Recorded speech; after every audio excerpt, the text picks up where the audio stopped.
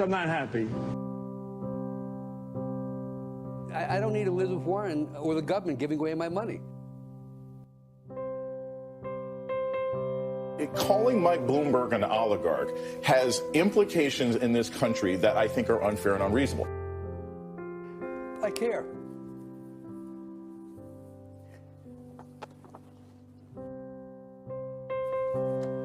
That's it.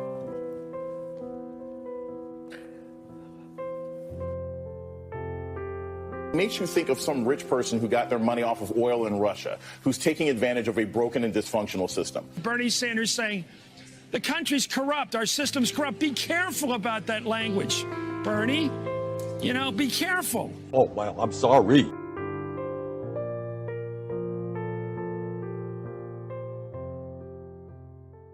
Now witness the firepower of this fully armed and operational battle station. I'm a fatty fat though.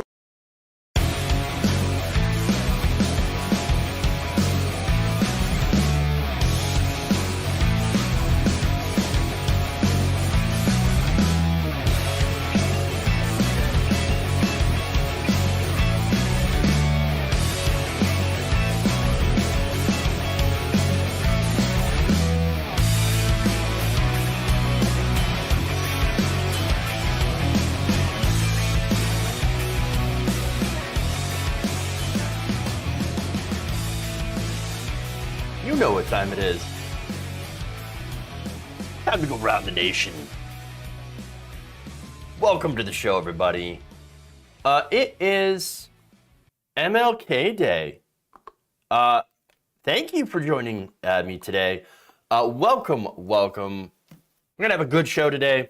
We've got some very important topics, especially on today.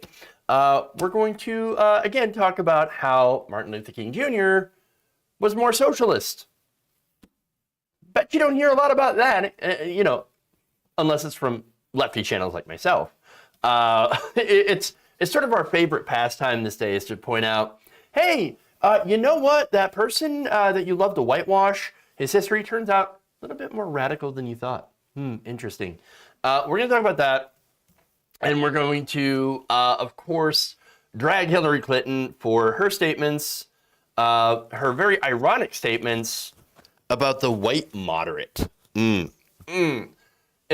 like it's a gift. It was gift wrapped for us to talk about today. We have, of course, conservatives banning black authors, citing critical race theory. I've got some examples of that. Disastrous stuff. We have a Florida police officer might be in a little bit of trouble. But we wish she would be in a lot of trouble for attacking a fellow officer for trying to de-escalate an arrest. Yeah, you heard me correct. Trying to de-escalate. Donald Trump, of course, then claiming discrimination and the vaccine. It's a very interesting narrative. Very interesting indeed, so we'll talk about that.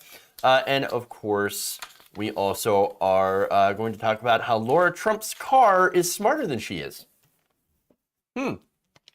Fun times. All right, so we got, that's the breakdown for today. So what we're going to do is I'm going to ask you to please like and share the stream if you haven't already. Very important that you do so. Helps the message get out. We're, of course, as usual, being not included in the algorithm on YouTube, so it doesn't really get out to people. The videos and stuff don't go out to as many people because, of course, right, at least comparative to mainstream media, and so, or corporate media. So, you know, if you could give us a boost, appreciate that quite a bit. So, yeah, like and share. A couple of you have already sent, unless I'm seeing things incorrectly. Oh, yeah, no, thank you for becoming a new member. Boulder Crypto Sissy Dragon. Thank you very much. Appreciate that. So thank you for becoming a member. That's one way you can support the show, of course. Other ways, of course, is through the Super Chat, stars on Facebook, and subs and bits on Twitch. In fact, Ravaging Wolverine just resubbed with Prime. for 15 months. Damn, thank you. Thank you. All right, so let's do it. Let's dive in.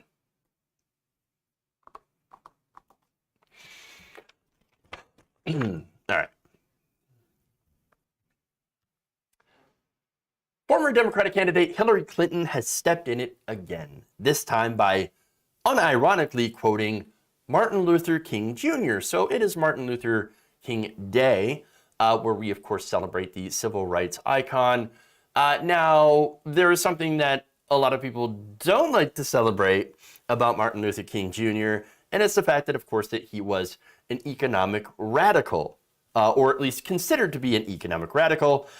In fact, before I get into that history, let me first just read what Hillary Clinton had said, because it really is going to point out how her and the Democratic Party have basically ignored this history of this, again, very radical, very leftist civil rights icon. So now, here's what she wrote, and this is quoting him, his letter from a Birmingham jail. I had hoped that the white moderate would understand that law and order exists for the purpose of establishing justice, and that when they fail in this purpose, they become the dangerously structured dams that block the flow of social progress. So now she added onto that tweet, this is a subtweet. Okay, now for who? Who is she subtweeting? I mean, knowing Hillary Clinton as I do and her record, she would appear to be subtweeting herself, although ironically. But I'll get to that. So now first, the Democratic Party has been, of course, blaming Kyrsten Sinema and Joe Manchin for blocking much of their agenda. And while they are truly the public face of the blockage of said agenda, I've noted on many occasions that there are other people that would take that place, people like John Tester, Chris Coons, and Dick Durbin. So, you kind of have a situation here where you have the rotating villains inside the Democratic Party who would love to not see any of these reforms go through because, and simply put, it's because the fact that the donors do not want these reforms to get through. And just like the Republican Party, the Democratic Party is wholly owned and operated by the owner-donor class, the billionaires, the people who give campaign contributions, et cetera, the business leaders. So all of them, right? And so you have these intentional blockages.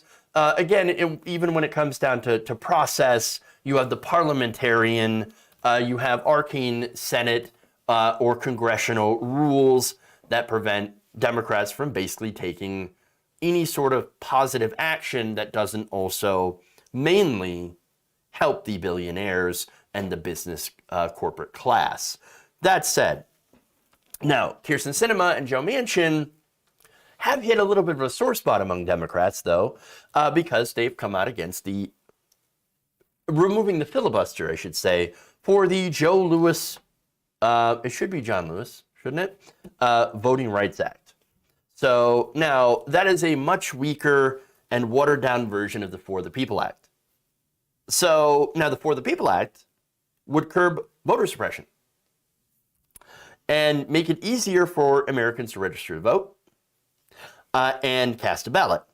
Now that would also outlaw partisan gerrymandering of congressional districts, which of course ends up making it so that Democrats actually have to get way, way more votes in order to retain seats or even gain new seats than they should have before. And by the way, as I pointed out in other segments, you have gerrymandering that also helps Democrats by creating essentially safe districts. So, these safe districts make it easier for Democrats to get elected and retain their personal power, but it also allows Republicans to actually win a majority of seats in Congress, which again prevents Democrats from being able to actually do things that might upset their donors, which they don't want. So now, that said, the For the People Act would also would have changed the FEC, the Federal Elections Commission, changing the number of seats, for example, from 6 to 5. And so you would have no longer partisan deadlock, which we have right now, but you would have one person who's supposed to be an independent, 2 Democrats, 2 Republicans, 1 tiebreaker vote that's supposed to be an independent, so they could actually do something about, you know, enforcing campaign finance law, which they don't do right now. Now, it would also overhaul said campaign finance laws in order to try to combat political corruption by being a little bit more transparent. It's not exactly where we need to be as far as, you know, campaign finance. You need to get all the money out of politics. You remove the money, you remove the corruption, but it would at least allow for some sort of reforms. But that was too much. That was too much for the Democratic Party, not to mention the Republican Party. And so even though it would have been a step, it was killed by Democrats. Didn't make it. Didn't make it. Now, this would have also helped rein in some corruption. But again, the Republicans, Democrats don't seem to want that because both parties have been corrupted by big money. Now, the Democrats, of course, decided they were going to kill it first because it would have put a couple of limits on big corporate donations. That's how the current Democratic Party is today.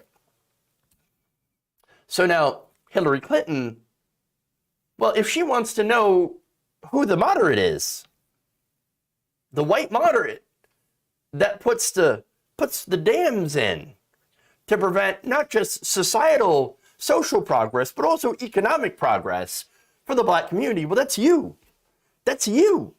You're the one that's standing in the way. You're the white moderate that Martin Luther King Jr. warned about. Now, by the way, in the history of Martin Luther King Jr., remember, he's a radical leftist who opposed capitalism and compared it to the evils of militarism and racism. And I've got quotes here. I have quotes here from his speeches and from people and from things that he has told his staffers. So now, let me get, and by the way, I put them in chronological order so you can kind of see the evolution here. Now, this is back in a letter in 1952 to Coretta Scott saying this. I imagine you already know that I am much more socialistic in my economic theory than capitalistic. Capitalism started out with a noble and high motive, but like most human systems, it fell victim to the very thing it was revolting against. So today, capitalism has outlived its usefulness.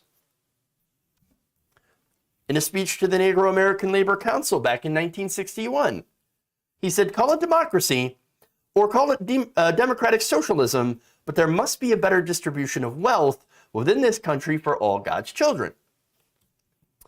In a speech to a staff back in 1966, we are saying that something is wrong with capitalism.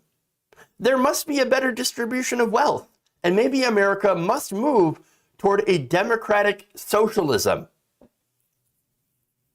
Another speech to a staff in 1966. You can't talk about solving the economic problem of the Negro without talking about billions of dollars. You can't talk about ending the slums without first saying profit must be taken out of the slums.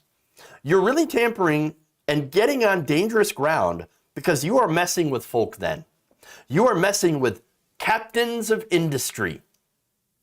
Now, this means that we are treading in difficult water because it really means that we are saying something is wrong with capitalism.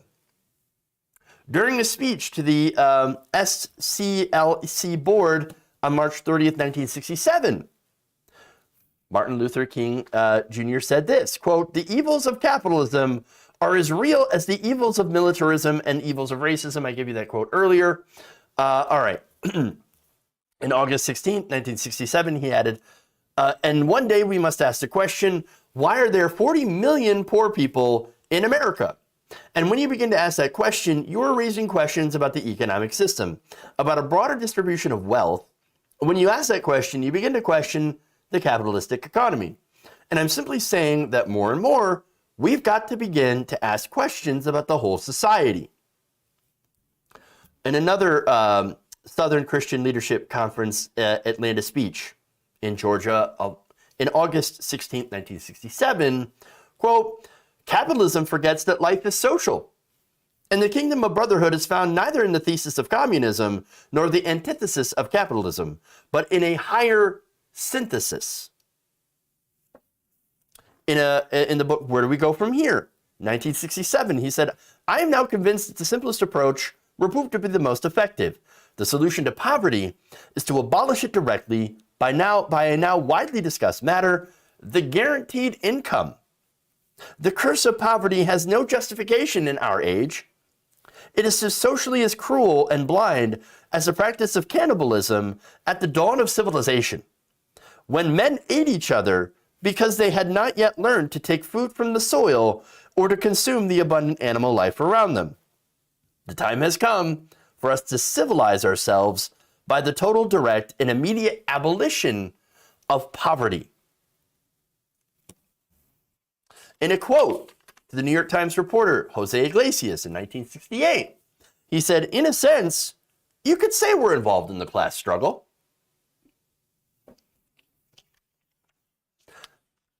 In a speech at the Bishop Charles Mason Temple of the Church of God in Christ in support of the Memphis sanitation workers strike in March 18th, 1968, 2 weeks before he was assassinated, he added this: "If America does not use her vast resources of wealth to end poverty and make it possible for all of God's children to have the basic necessities of life, she too will go to hell."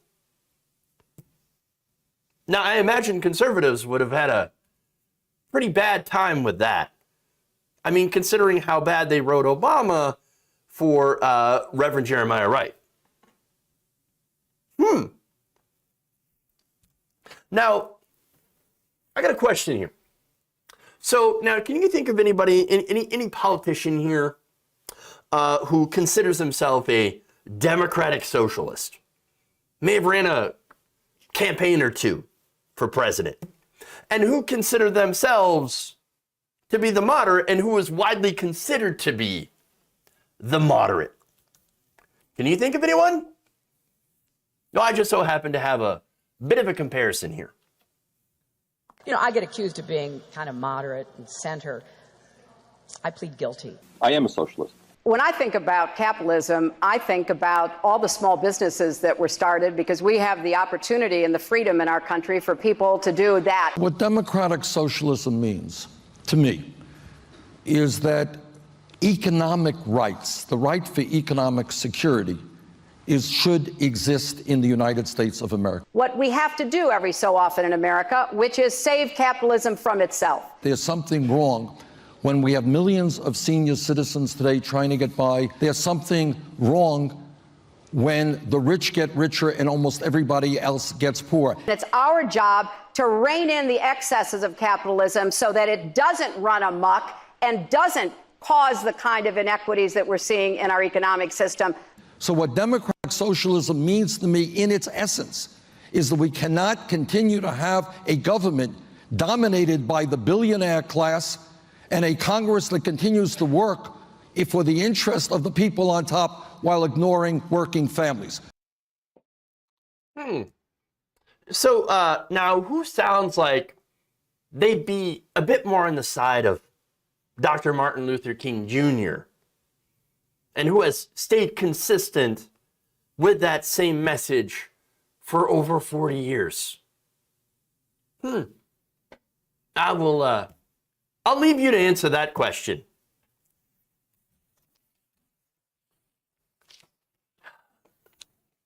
All right. Let's move on, shall we? Okay.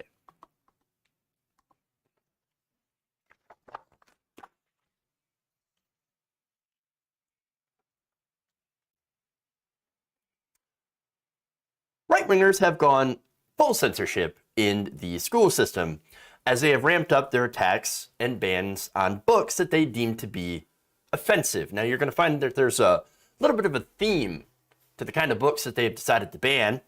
Now, on Saturday, his first day in office, new Virginia Governor Glenn Youngkin had signed an executive order, among many others, to ban the teaching of divisive concepts in the schools. Now, what divisive concept? Well, it turns out the concept that is so divisive and that was noted in this executive action specifically bans the teaching of critical race theory, which of course is centered around the idea that American society is presently impacted by the legacy of slavery and how that legacy factors into current U.S. law and policies. So now, for example, you have, the drug war, you have mass incarceration, the cultural legacy of discriminating against black natural hairstyles, unless a white person, of course, does it, then it's totally fine, right? By our culture. And redlining, of course, or at least the legacy of redlining, failing inner city schools that are underfunded or barely funded at all because of the way that they're funded with property taxes. You have health and wealth disparities, etc. Now, it seems like maybe people on the right don't seem to want white kids to know about those things. Because God forbid, they might actually try to do something about it. I know, right? So they have been on a tear trying to ban these books from black authors in schools. In fact, I've got a few examples of it. So now earlier this year, black children's author and illustrator Jerry Craft was notified that his book was being pulled from schools in Katy, Texas. Now, in October, the Independent School District of Katy in the state of Texas temporarily banned 2 of Craft's books, which tell the stories of black boys who experienced racism in schools. Now, they even postponed his virtual visit, because, oh man, these books, they're just so divisive. You are making white children feel terrible about themselves by educating them about racism. Hey, you know what that sounds like? A petition, for example, with more than 400 signatures by parents calling for Craft's visit to be canceled. You know what it sounds like? Cancel culture.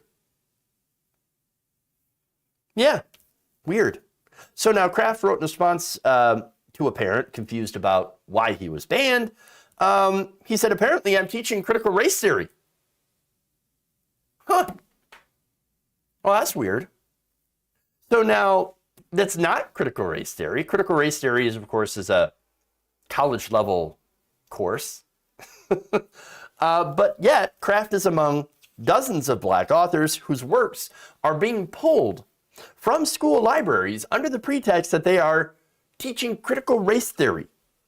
Now, most of those books are not teaching critical race theory, but are written by by authors who are people of color, and they're about people of color. In fact, the American Library Association said its Office for Intellectual Freedom had reported that 273 books were affected by censorship attempts in 2020 alone.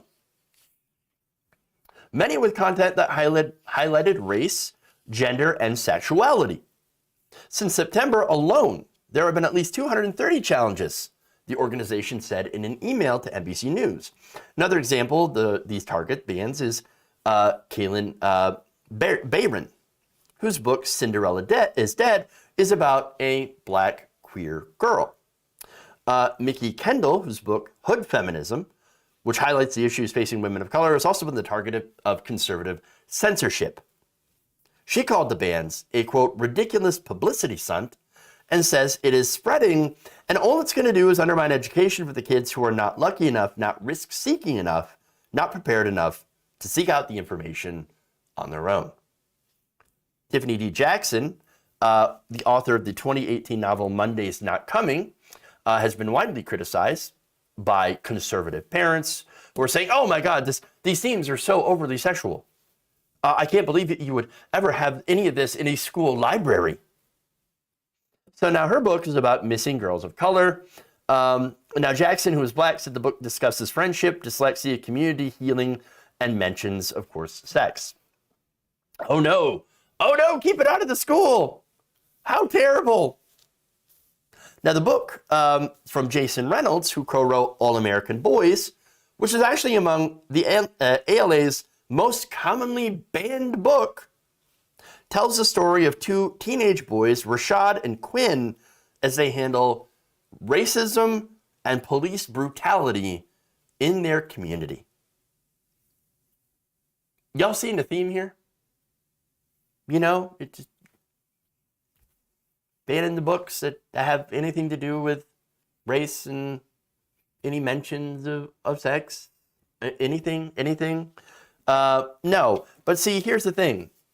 Now, these conservatives are claiming they're protecting students from traumatizing material. You're going to traumatize them by teaching about things, and you're going to make them feel bad for being white. When in reality, more than half of all the book challenges in the U.S. are initiated by parents and patrons. You know how many of the students complain? Less than 1%. Less than 1% of students are complaining about these books, making them feel bad. But it's mostly parents. It's almost as if the reason behind all this censorship is that these parents are racist. And they don't want their kids to get these crazy, newfangled ideas about racial equality. Oh, God, no. No, we hate it. I mean, how terrible would that be, right? If they actually learned about racism and wanted to do something about it. Next, they'd be out talking about doing reparations. Oh, we can't have that. They might even bring a black person home. Oh, God, no. Could you imagine? Oh, no. Now, Reynolds said this. He said, I've never met a young person that has been afraid to read my work. And added that opponents are doing everything they can to shield young people from the things that scare them, not the things that scare the children. And I think that's very, very important to point out. I mean, that really kind of nails it on the head. All right? I mean, why else would they go through that much effort to stop the kids from learning about these themes, racism, right? Well, it's because these same people are the ones who perpetuate racism to this day and do not want any of these things to change. They think everything's fine the way it is. It's working out just fine for them. They don't have to think about it. They don't have to see black people. They don't care about black people. And that's it. They don't want this to change. And they have allies in Donald Trump, Glenn Youngkin, and all the other people who constantly rail against critical race theory. And by the way, they have been winning in these school boards across the country that have been taken over. So now, again, numerous stories of conservative commentators that will, Matt Walsh, they'll bring up things, they'll basically talk about these school districts and claim that they have instituted critical race theory. Oh, can you believe that what they're doing? The school boards, you need to call these school boards. And a lot of these school boards, again, will be inundated from calls from angry conservative listeners who will not only rage, they'll also leave harassing emails, phone calls, they'll send death threats, rape threats if it's a woman or if it's a female, and so that's what they'll do. And they've actually forced a lot of these school board members to quit, to which then conservatives run and replace them. And they're taking over the school boards and they're taking over the local governments. And that's what they're doing. And they're instituting this broad agenda of censorship when it comes to racism, when it comes to blackness. And so they're trying to desperately hide the ugly truth about this country and to prevent us from actually taking steps to remedy that ugly truth and that ugly past of racism and discrimination. All right. Speaking of discrimination,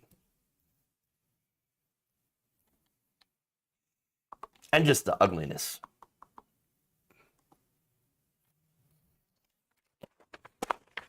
All right.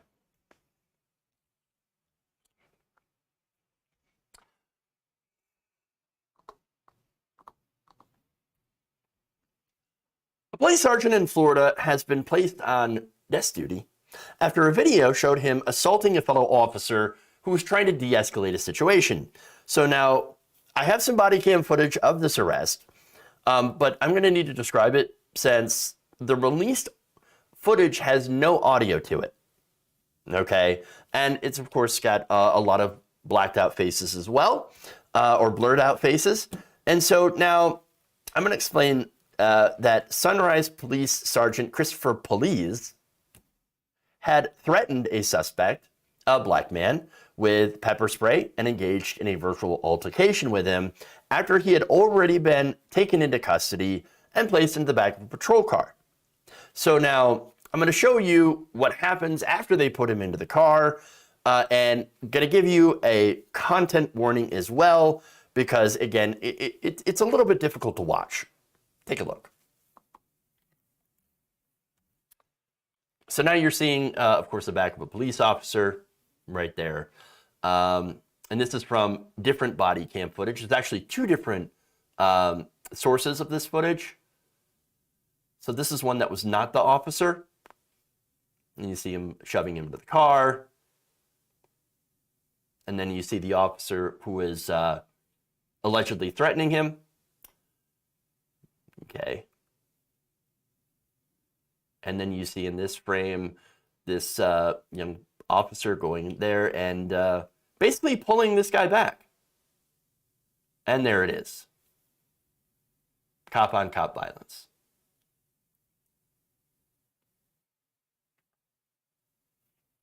So now the next part of this video that you're going to see is from Officer Police's his perspective. So he's got the pepper spray and he's threatening with it. Okay, the guy's already subdued. He's already in the car. There's no need for anything. And yet he's in there and basically saying, doing alleged verbal threats. Okay. And he gets pulled out. And there it is. There's the grab. And so there it is. Now, again, a lot of you have pointed out there's no audio. And that's because this video was released by the police with no audio attached. Which I think is very, very interesting here. Very, very interesting. So now the 46-year-old police, a 21-year veteran of the force, was assigned to desk duty on November 25th after the department had launched an internal affairs investigation of said incident. Now, it's pretty clear, from at least my perspective, that he intended to do more harm to the person who was already subdued. And then when he couldn't, when he was pulled back, he decided to take it out on another officer who had actively intervened in order to prevent that brutality from happening. In fact, in an interview with Miami's Channel 7, Sunrise Police Chief Anthony Rosa had said that police's behavior was disgusting, adding that the video speaks for itself. It does. Even without the audio, it is very clear what's going on. All right? So now, calling police's actions towards the suspect inappropriate and unprofessional, Rosa commended the female officer who has been on the force for only 2.5 years for her efforts to de-escalate. I'm very proud of this police officer, Rosa said. She took some definitive action. I can only imagine what she must be feeling. She's a newer officer, and he's a very senior sergeant. Now, I'm going to hazard a guess and, say that her coworkers might not be happy with her at all. How dare this newbie come in and stop me from doing whatever I want to my black, suspect? Does she not know how this works? I mean, look, this isn't his first rodeo. Police has been cleared of 2 previous allegations of excessive force, according to Channel 7 investigation. Now, I'm pretty sure everybody already knew who this guy was. and what he was like. But and so my guess is when she did this, well, afterwards she's probably dealing with some repercussions for actually doing the right thing. Okay? Now, asked why he's not facing criminal charges, here's what Rosa said. So there's some details of the investigation that I've not disclosed, that I'm unable to disclose right now. And if any of the information that comes up during the investigation rises to a new level of criminal behavior or criminal conduct, then we'll address it appropriately. Meaning, for me, I hear that and I hear they're probably not going to do anything. That's just me. I would be very surprised if this officer was disciplined or fired, even with this video out there. And again, the fact that they released this video with all the faces blurred out and no audio to go along with it, I mean, it seems pretty suspicious to me. Like they're trying to block out the context here. I'd like to know what was said, what he was saying to the suspect, and what the suspect might have been saying back. Because all of this would have been great context. But no, we don't have that. So we don't get to know this. Now, as for the woman, again, this fellow officer who actually did the right thing, I don't think it's going to go well for her. Again, people wonder where all the good cops are. Well, I think they're chased out by this. Like, this is the reason why they don't exist or why they're incredibly rare. It's the culture. The culture of policing is use as much force as possible against the suspect. We are the hammer, you are the nail. Don't you ever dare get into my way or you'll become the nail. I don't care if you're a police officer. No, you're lower on the totem pole. I've got seniority. I've been here longer, and most everybody's going to agree with me. And so you can either just ignore it, or you play along, or we're going to make things very, very difficult for you. And I have an example here of that culture of policing. This comes from Michael A. Wood, who is a former Baltimore police officer. Now, again, he had come out back in 2015, and he had detailed how he had seen personally extensive wrongdoing during his 11 years on the Baltimore police force, and alleged that the BPD abide by what is called a blue wall of silence. So basically, look, even if there's wrongdoing in the force, they will never report it, and they will never testify against each other. They're going to back each other up no matter what. And if one officer comes out and is a whistleblower, they're summarily removed. That's what happened to Michael A. Wood. In fact, he was punished for trying to make officers better. In fact, after writing a 500-page professional guide for aspiring sergeants and lieutenants, which some of the advice is what should be normal, having respectful interaction with civilians, including one with cameras. He said that as a result of writing that, he was pushed into a job in the supply unit as punishment. How dare you try to encourage us to act better? No. Our job is to dole out punishments and revel in our power. We're here to protect property, not people. Not only that, but you also had an officer in Baltimore who was actually was a detective with about 18 years of experience who was mysteriously murdered the day before he was supposed to testify against a group of indicted fellow officers. Now, I'm not saying that they committed the murder or anything like that. No. But the case of Sean Suter is very, very, very suspicious. It's very convenient timing that he just happened to be killed right before he was testifying against officers that had behaved very, very badly. So, and look, when you see these stories, we're not the only one who see these stories. Police officers, people on the force also see these stories. And they think, well, that's what happens to the good cops. So I think I might as well shut my mouth.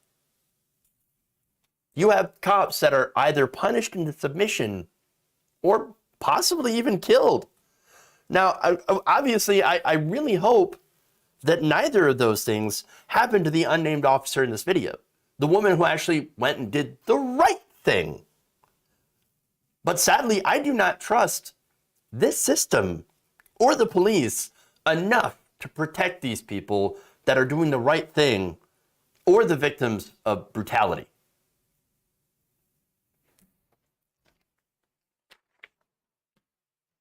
So, yikes. That's all I gotta say. Effing yikes. All right.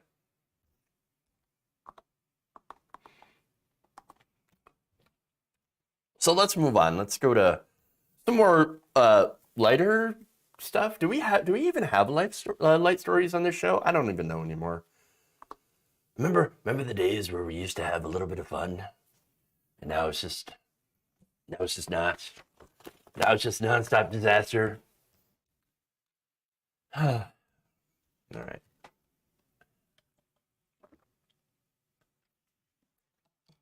Moving on.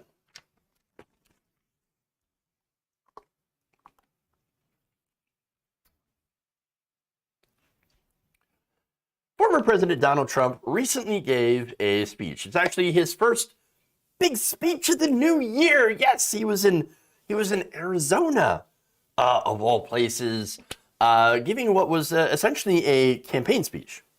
And so now in it, so look, recently we've kind of given a little bit of credit for Donald Trump for coming out and saying, hey, you should probably get the vaccine good. In fact, I got vaccine, I got vaccinated, I got boosted, and you should probably do so too. But I'm also against mandates because mandates bad, right? So now he's got an interesting new narrative about the vaccine, which is still pro-vaccine, but is now feeding into the white victimhood narrative that MAGA absolutely loves. And so let me give you that. The left is now rationing life-saving therapeutics based on race, discriminating against and denigrating, just denigrating white people to determine who lives and who dies. If you're white, you don't get the vaccine, or if you're white, you don't get therapeutics. It's unbelievable to think this. And nobody wants this. Black people don't want it. White people don't want it. Nobody wants it. It's not even believable. You saw this a week ago where it came out. Nobody can even believe it. They don't even talk about it, and they don't want to talk about it because they know it doesn't work very well for them. But the Wall Street Journal described the practice race-based preferential COVID treatment. Said that's what it is. You get it based on race. In fact, in New York State, if you're white, you have to go to the back of the line to get medical help. Think of it. If you're white, you go right to the back of the line. What? I'm sorry. I'm sorry. What? If you're white, you have to go back to the line for vaccines. Really? Really? I mean, I find that incredibly hard to believe.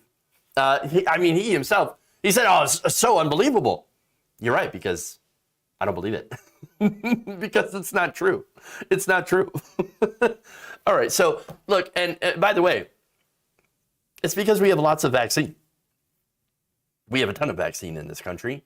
If you're talking about other countries, well, I mean, other countries don't have a lot of vaccine, but we've got a lot of vaccine here. We've got tons of it. In fact, there's enough for everybody to get it. Look, here's the thing. I've waited probably about 10 to 15 minutes personally for my own booster. Oh, but I was in line. Yeah, behind two white people. So, I mean, come on. It's actually really, really easy to get your vaccine or your booster. And look, I don't live in New York, but I'm pretty sure just about everybody in this country who wants to be vaccinated has had at least one shot, if not more. So now that leaves people who, and look, there's basically two groups here that are left. There's the people that either have chosen not to vaccinate, which happens to be the majority of MAGA, or there are still people that with limited mobility and with limited means who can't really get to the vaccination sites. So, the vaccine outreach and things like that for people who are poor, who do not have access to those means, that is something that, look, we still need to deal with. We still need to make sure that vaccines, if you can't go to the vaccine, well, then the vaccine should absolutely come to you. And so I think that's very, very important. Now, again, I said that there were two groups. There's actually about three groups, honestly. And there is a group of people, and especially the African-American community and the Hispanic community, that are also vaccine hesitant. So now I don't include them with the chuds, because the chuds they're chuds, for one, and they believe in insane, ridiculous things. QAnon, the vaccine will make your head explode after you become magnetic. I mean, just the most ridiculous things. But there are actually people in this country, African American or Latino, that don't, for legitimate reasons, have a trust in vaccines and, of course, the government and institutions. And I can understand that. But before I get to that, let me just go through the policy here in New York. Now, that policy states that non-white race or Hispanic Latino ethnicity should be considered a risk due to long-standing systemic health and social inequities that increase the risk of severe illness and death from COVID-19. The guidelines come after the U.S. Centers for Disease Control and Prevention found that Hispanic and Latino people are 2.1 times more likely to die from COVID-19 than white people. Black people are 1.9 times more likely to succumb to the virus. And so, now again, that doesn't say, hey, if you're white, go to the back of the line. That doesn't say that if you're white, you don't get treatment. No, that's ridiculous. It doesn't say anything about this. It basically says, hey, we should consider them a higher risk factor. And so, try to get them in and convince them to become vaccinated to protect them from COVID-19. That's really all it is. So now, here's the thing. Those numbers are devastating, and there's reasons for it.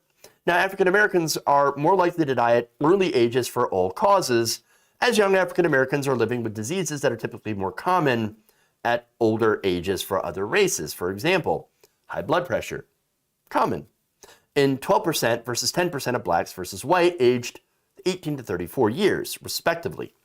It is also common in 33% versus 22% of those aged 35 to 49 years, respectively. So again, a higher risk of high blood pressure. Diabetes is common in 10% of black people aged 35 to 49, compared to just 6% of white people. So now, again, these are health issues, and a lot of these health issues are born out of socioeconomic factors. For example, unemployment, poverty, unaffordable health care, racism inside the healthcare industry. In fact, 20% of African Americans are more likely to report psychological distress, and yet are 50% less likely to receive counseling or mental health treatment due to these underlined socioeconomic factors. Meaning, you can't really go and get treatment for depression, anxiety, etc., different psychological factors if you don't have money. And that is where this country has absolutely failed. One of the ways this country has failed when it comes to healthcare.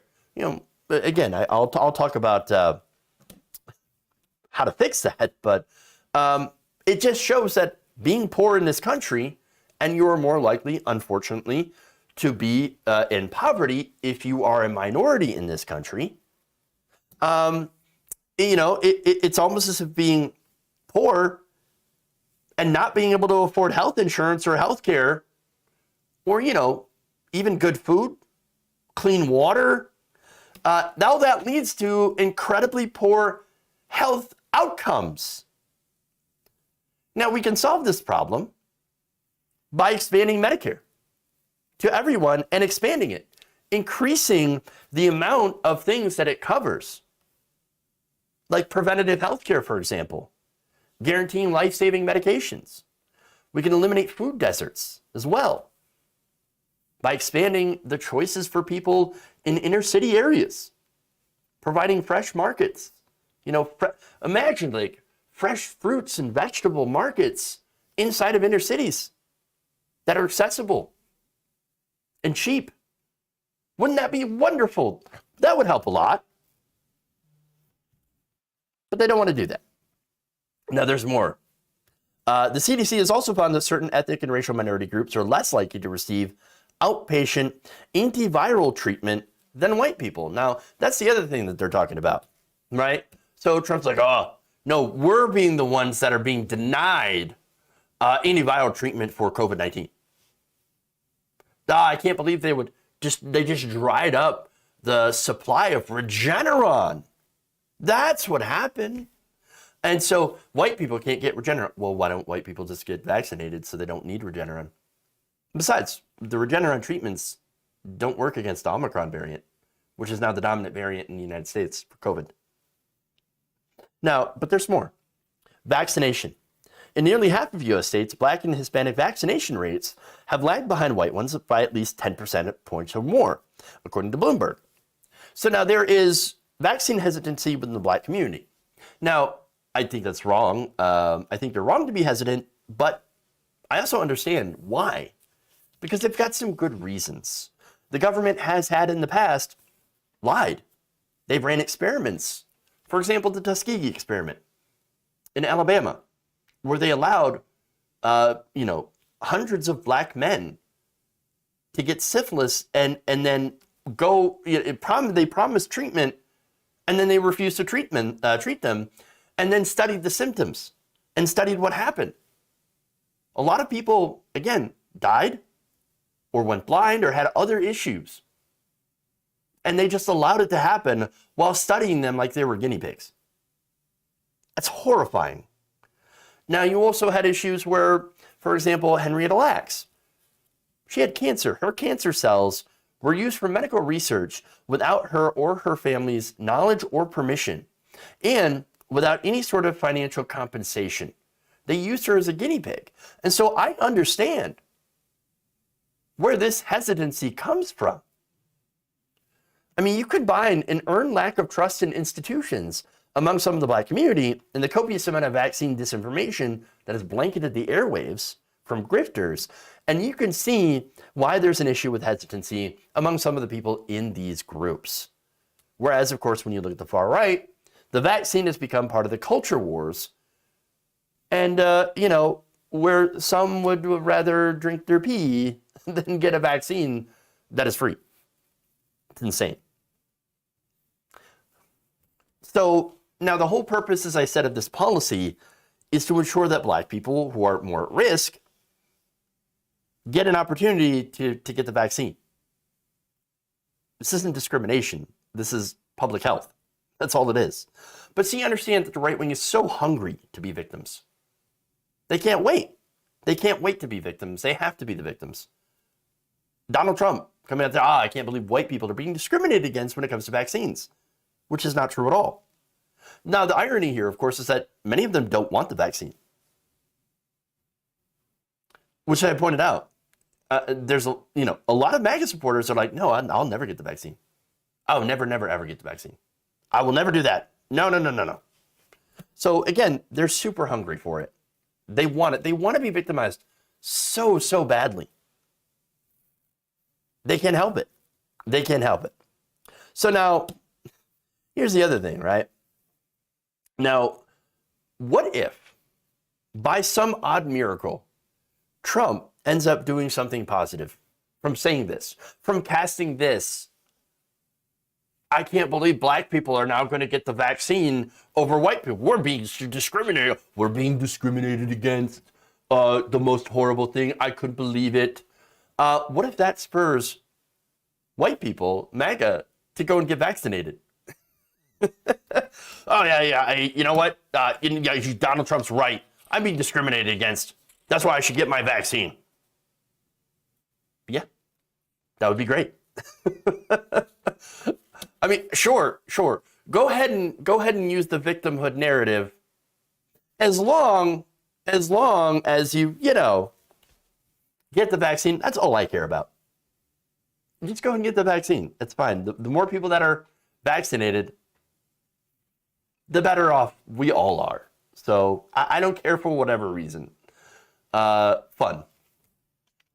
Okay. One more here.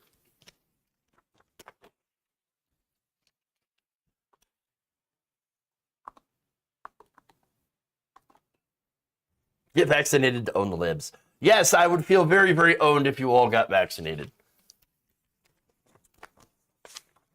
All right. Last story here. Fun times.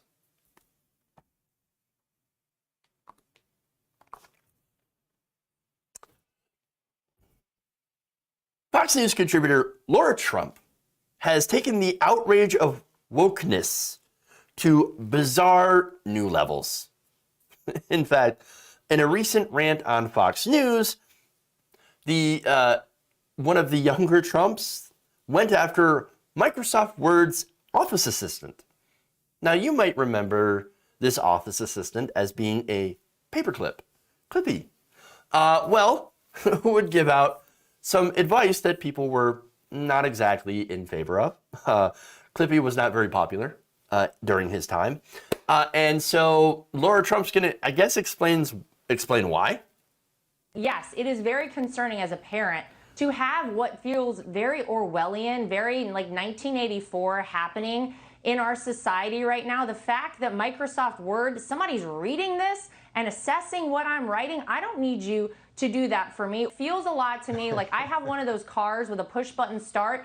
It will not turn on unless I jingle the keys around. And let me tell you, every time I get in the car, I'm like, do I need this thing thinking for me? It feels so much like that. I'm so irritated by the time I start driving. Bad for everybody else on the road. Believe me, people are going to be irritated when they're trying to write their papers.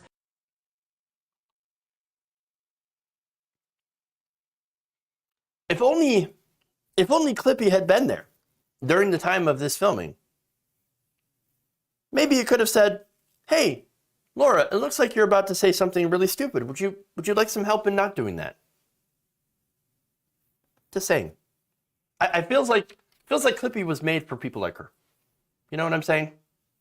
I mean, what's funny about that, and a lot of things were funny about that, but she also admitted that, well, she said that basically her car is smarter than she is. She's too dumb to figure out how to use a push button start. I have a car that has push button start. You know what you do? You don't jingle your keys. Okay? You don't even have keys. You have a fob. You have a key fob, okay? And what you do in order to start your car is you put your foot on the brake and then you push the button. That's it. Now, has Lara Trump ever driven a car? Now, from that response, probably not. The idea that someone so allegedly rich driving their own car is ridiculous. Of course they don't drive their own car. She has a chauffeur. That's what she has. And look, she could probably hire a ghostwriter like her daddy did. But here's the thing, right? So to respond to what she was saying, does she literally think that Clippy or whatever is watching what she's typing in Word? That's ridiculous. It's automated. Nobody is reading Lara Trump's Word document. All right? Her day-to-day Microsoft Word rantings or writings are not being monitored by a human person. It makes no sense. What a bizarre thing to believe. Absolutely bizarre. Look, in reality, here's the thing.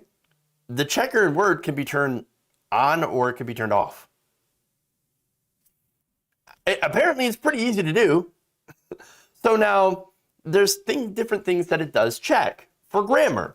And it basically checks age bias, cultural bias, ethnic slurs, gender bias, gender neutral pronouns, gender specific language, racial bias, sexual orientation bias, and socioeconomic bias.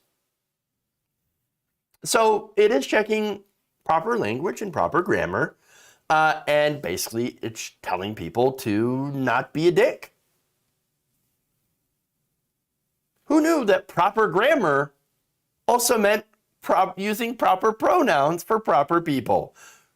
I know, but apparently the right, they're like, I'm so mad at this. Oh my God.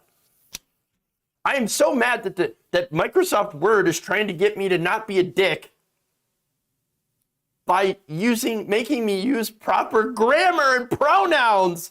I am a victim of wokeness if I get grammar checked because I use bad grammar. Okay. Look, this is very, very weak, very, very sad. Again, feeds into the right-wing victimhood mentality. And I couldn't help, by the way, in that video that I showed, that you got a couple of guys in there that were laughing kind of uncomfortably, like just like a chuckle, like, oh my God. Is she really that stupid that she doesn't know how to start a car with a push button start? Just push brake. You think that Clippy's, oh my God, this person's really stupid. Well, I mean, maybe they're thinking there's no way they should be that dumb. That's where you're wrong. She can be that dumb because she's a Trump. Fun. All right. Ridiculousness. All right. Before I go, let's read some super chats, shall we?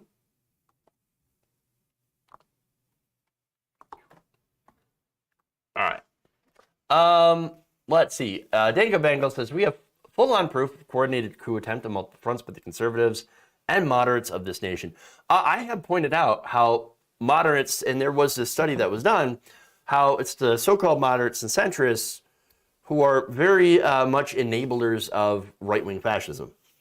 And so, that's a very it's a very concerning thing. And how they are much more accepting of right-wing fascism as opposed to, of course, accepting of progressive ideals on the left. Anything that makes them a little bit uncomfortable. User not found. Hey, Jeff, big fan of the show. Well, thank you. Appreciate that. Let's see. Gabby Mathis says, police is the biggest gang in the USA, and I don't trust any of them. Yeah, no, I don't blame you on that one, Gabby. Thank you. Virginia Thomas, a.k.a. Ice Dragon, says, don't forget, when we were still slaves, the so-called father of OBGYN experimented on black women. Yes, that's true. That's horrifying. Absolutely horrifying.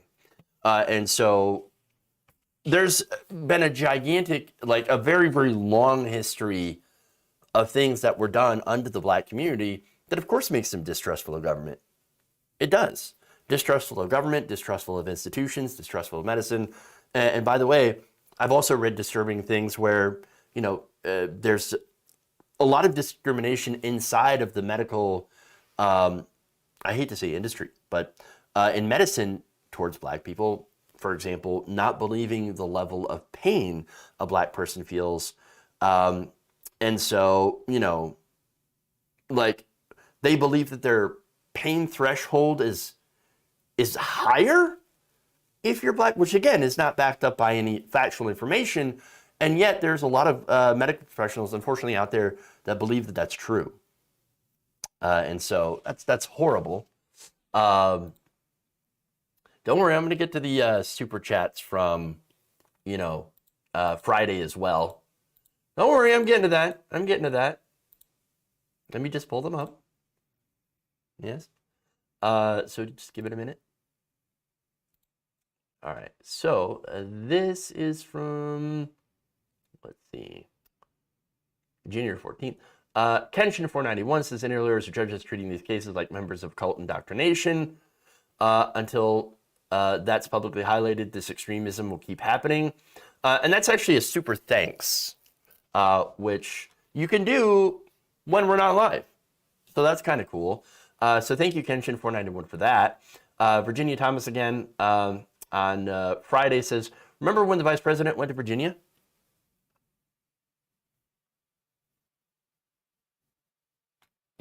Oh, I don't remember when Kamala Harris went to Virginia. Kamala Harris has not been great. Been pretty bad, actually. Not good. Not impressed.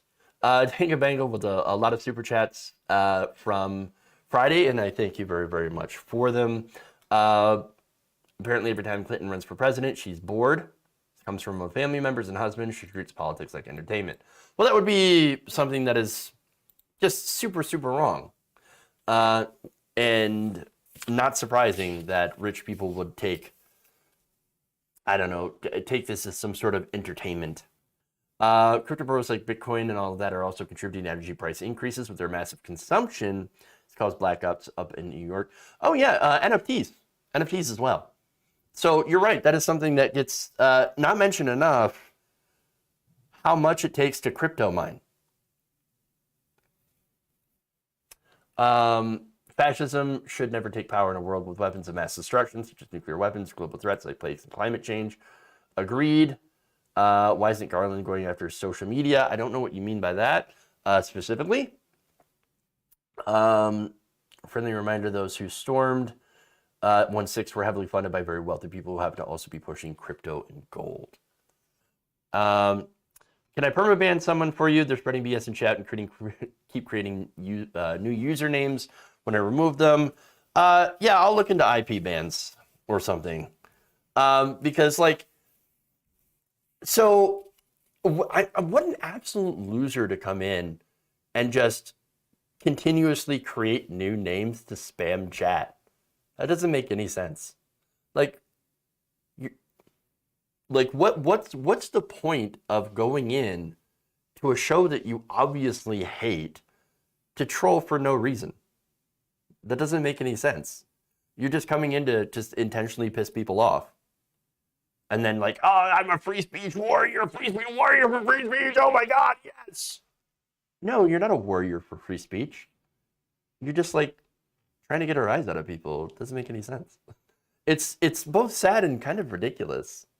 And so, I don't know, like some sort of like sad debate bro sitting in the basement with their mom's laptop. It just doesn't make any sense.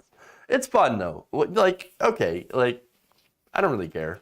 But I will, like, you know, look and see because you're irritating the community. So, yeah, we'll figure that out. Anyway, that's it. That's all we've got. Let's see. Twitch here. Bank at 420. Resubbed with Prime. Thank you for subbing for 5 months. Crazy Hawaiian in Paakachip. I don't know what that is. But resub for a month with Tier 1. Thank you. 14 months. Tempa Dan, thank you for giving out 5 community subs. Really appreciate that. Madi Darno, resubbed with Prime as well. Thank you for the 4 months. Really, really appreciate that. And I think I read Ravaging Wolverine, so all that. All right. That's all we've got today. Thank you for going around the nation with me today. Please like and share the stream if you haven't already. Very important that you do so. And then we are going to do a raid in Twitch. We're just going to do... We haven't raided Lumi in a while, so Lumi-Roo, who is they, them, pronouns. So make sure to go in and give them a like. All right, to everybody else, thank you all. Love you. And remember, change begins with you. Good night, nation. We'll see you all tomorrow.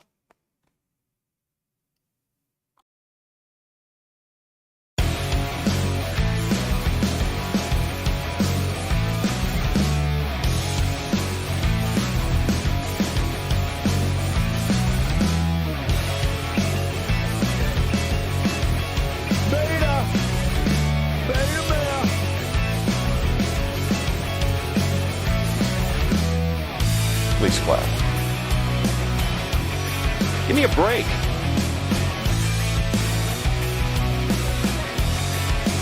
Wet ass keyword.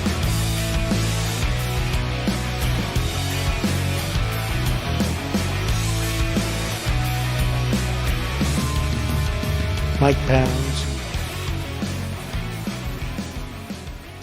You're kicking me out the door. You're kicking me out the door.